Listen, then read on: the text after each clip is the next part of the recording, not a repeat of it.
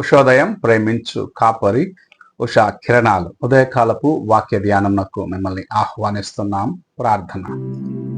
పరిశుద్ధుడైన యేసయ్య, ఈ ఉదయకాల సమయానికై వందనములు స్తోత్రములు చెల్లించుకుంటున్నాం. మమ్మల్ని ప్రేమించి మరి యొక్క దినమును అనుగ్రహించిన నీ కృప కొరకు వందనాలు. ఈ ఉదయకాల సమయమున నీ వాక్యము చేత తండ్రి నాతోనూ కార్యక్రమం వీక్షిస్తున్న ప్రతి ఒక్కరితో మాట్లాడు. నీ వాక్యపు వెలుగులో మా యొక్క నాయన ప్రతి అవసరతను నాయన గ్రహించుకొని నీ వైపు చూసి ముందుకు నడిచేదానికి సహాయము చేయమని కార్యక్రమం వీక్షిస్తున్న ప్రతి ఒక్కరికి నీ వాక్యము ఆశీర్వాదకరముగా ఉండినట్లుగా సహాయమును చేయమని యేసు పరిశుద్ధ నామమున అడిగి వేడుకుంటున్నాను పరమ తండ్రి, ఆమేన్. ఈ ఉదయకాలపు వాక్య భాగము సామెతల గ్రంథము 4వ అధ్యాయము 23వ వచనము నుండి 27వ వచనం వరకున్న వాక్య భాగమును చదువుకుందాం. నీ హృదయములో నుండి జీవధారలు బయలుదేరును కాబట్టి అన్నిటికంటే ముఖ్యముగా నీ హృదయమును భద్రముగా కాపాడుకొనుము. మూర్ఖపు మాటలు నోటికి రానియకుము, పెదవుల నుండి కుటిలమైన మాటలు రానియకుము. నీ కన్నులు ఇటు అటు చూడక సరిగాను, నీ కనురెప్పలు నీ ముందర సూటిగాను చూడవలెను. నీవు నడుచు మార్గమును సరళమును చేయుము, అప్పుడు నీ మార్గములన్నీయు స్థిరములగును. నీవు కుడి తట్టుకైనను ఎడమ తట్టుకైనను తిరగకుము, నీ పాదమును కీడునకు దూరముగా తొలగించుకొనుము. మనము చదివిన వాక్య భాగములో సామెతల గ్రంథకర్త హృదయమును జాగ్రత్తగా కాపాడుకో, అన్ని సమయములో జాగ్రత్తగా కాపాడుకోవాలని హెచ్చరించడం చూడగలము. ఎందుకంటే నీ జీవిత విధానమును నిర్ణయించేది నీ తలంపులు, నీ హృదయములో నుండి బయలుదేరే తలంపులే అని చాలా తేటగా తన యొక్క వాక్యము చేత ప్రభు హెచ్చరిస్తూ ఉన్నాడు. వ్యర్థమైన కార్యముల కొరకు నీ హృదయంలో స్థలము ఇవ్వవద్దు అని హెచ్చరిస్తూ ఉన్నాడు. అబద్ధములు మాట్లాడేవారు, వ్యర్థమైన మాటలు మాట్లాడేవారు, మోసకరమైన మాటలను మాట్లాడి ఇతరుల యొక్క జీవితములలో చెడుగు తీసుకొచ్చేవారు, ఇతరులను బలహీనపరిచేవారు. ఎదుట జాగ్రత్తగా ఉండి నీ ముందు ఉన్న కార్యములను జాగ్రత్తగా చూసుకుంటూ నీ జీవితమును దేవుని సన్నిధిలో యథార్థముగా కాపాడుకుంటూ ముందుకు వెళ్ళేదానికి ఒక మంచి హెచ్చరికనివ్వటం చూడగలము. ఈ ఉదయకాలమున అనేక సార్లు నీ తలంపులు నీపైన ప్రభావము చూపిస్తూ ఉన్నాయి. నీ తలంపులు దేవునికి నీకు మధ్యలో ఎడబాటు తీసుకొస్తున్నాయి. కారణము నీవు నీ తలంపు ప్రకారము నడుచుకుంటూ నీ ఇష్టానుసారముగా చేయొచ్చు దేవుని ఎరుగని అన్యజనుల కన్నా ఘోరమైన జీవితమును జీవించేదే కారణం. అందుకే ప్రభు నీ హృదయమును చాలా జాగ్రత్తగా, నీ మనస్సులోని తలంపులను జాగ్రత్తగా కాపాడుకోమని హెచ్చరిస్తున్నారు. నీవు దేవుని ఎదుట శ్రద్ధ కలిగిన వారిగా నీ హృదయమును జాగ్రత్తగా కాపాడుకున్నట్లయితే నీ తలంపులు దేవుని యొక్క తలంపులుగా ఉంటాయి. నీ యొక్క కార్యములు దేవుని యొక్క కార్యములను చూపిస్తూ ఉంటాయి. నీ జీవితంలో అనేకమైన కార్యములు ప్రభు నిన్ను నడిపించిన దాన్ని బట్టి నీవు పొందుకోగలవు.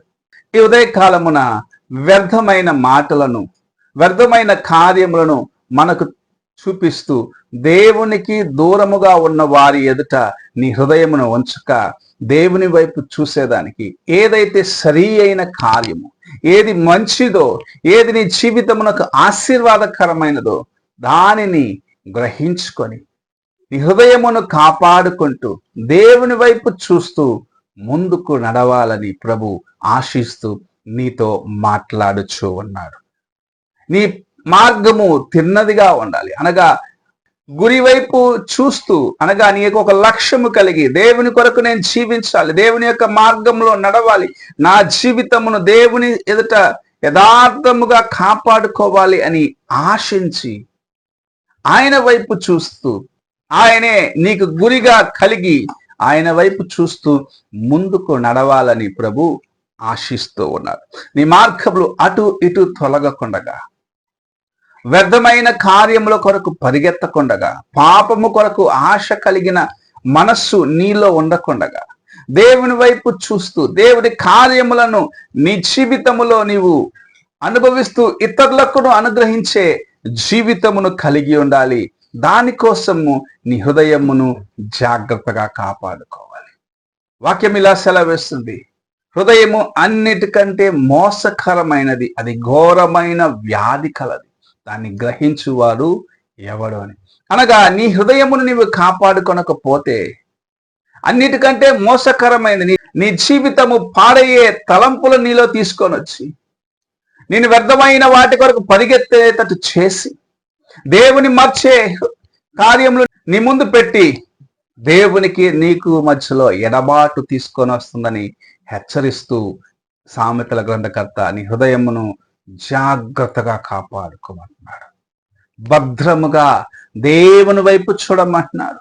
ఆయన ఎదుట చూస్తూ తిన్నదైన మార్గము, సరైన మార్గము, నిన్ను స్థిరపరిచే మార్గము, నిన్ను ఆశీర్వదించే దేవుని వైపు చూసి నడవమని హెచ్చరిస్తూ ఉన్నాడు. ఈ ఉదయకాల సమయమున దేవుని యొక్క వాక్యం విన్న ప్రియ సహోదరుడా, సహోదరి, ఎన్నిసార్లు నీ తలంపులు చెదలిన దాన్ని బట్టి, ఎన్నిసార్లు నీ సొంత తలంపులకు నువ్వు స్థలం ఇచ్చిన దాన్ని బట్టి దేవుని యొక్క కృపను పోగొట్టుకొని ఆయన నీకు అనుగ్రహించే ఆశీర్వాదములకు దూరముగా ఉంటూ నీవు నీ హృదయమును కాపాడుకున్న దాన్ని బట్టి అనేకమైన శోధనలకు గురి అయి వేదన చేత నింపబడి కుమిలి ఏడ్చిన దినములు ఉన్నాయో ఒక్కసారి నీవు పరీక్షించుకో.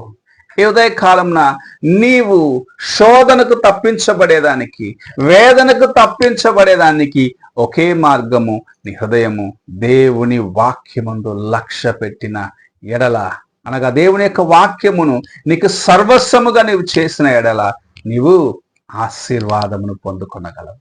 ఈ ఉదయకాల సమయమున నీవు నీ హృదయమును ఎలా కాపాడుకుంటావు? అది ఘోరమైన వ్యాధి గలది అని గ్రహించుకొని, నాశనకరమైన గుంటలేక నిన్ను తీసుకొని వెళ్తుంది అని గ్రహించుకొని, దేవుని వాక్యము పైన లక్ష్యము పెట్టి ఆయన మార్గంలో నడిచి, తిన్ననైన ఆయన మార్గంలో నడిచి ఆయన చెంతకు చేరేదానికి నిన్ను నీవు సిద్ధపరచుకున్నట్లయితే ఆయన అనుగ్రహించే కృపను సంపాదించుకుంటావు. ఆయన అనుగ్రహించే ఆశీర్వాదములను సంపాదించుకుంటావు. ఆయనతో యుగయుగములు జీవించే ఆ గొప్ప కృపను నీవు నీ జీవితంలో పొందగలవు. ఈ ఉదయ కాలమున ఎలాగున్నావో ఒక్కసారి నీవు పరీక్షించుకో. ప్రార్థన చేసుకుందాం. మమ్మల్ని మిక్కిలిగా ప్రేమిస్తున్న పరలోకపు తండ్రి, ఈ ప్రాతకాలమున మీరు మాకు అనుగ్రహించిన నీ వాక్యమును బట్టి వందనాలు చెల్లించుకుంటున్నాం. తండ్రి, నీ కృపచేత నడిపించబడేదానికి, మా హృదయమును జాగ్రత్తగా కాపాడుకునేదానికి నీవు మాకిచ్చిన హెచ్చరికల కొరకు వందనాలు తండ్రి. ఈ లోకము, లోక కార్యములు అన్ని మాయ అని గ్రహించుకొని దేవా, మా తలంపులు చెదరకుండగా జాగ్రత్తగా కాపాడుకుంటూ నీ వైపు చూస్తూ ముందుకు నడిచేదానికి సహాయము చేయమని యేసు పరిశుద్ధ నామమున అడిగి వేడుకుంటున్నాను పరమ తండ్రి. ఆమేన్. తండ్రి అయిన దేవుని ప్రేమ, కుమారుడైన క్రీస్తు కృప, ఆదరణకర్త అయిన పరిశుద్ధాత్మక సహవాసము ఎప్పుడును ఎల్లప్పుడూ తోడయుండి సదాకాలము నడిపించునుగాక. ఆమేన్.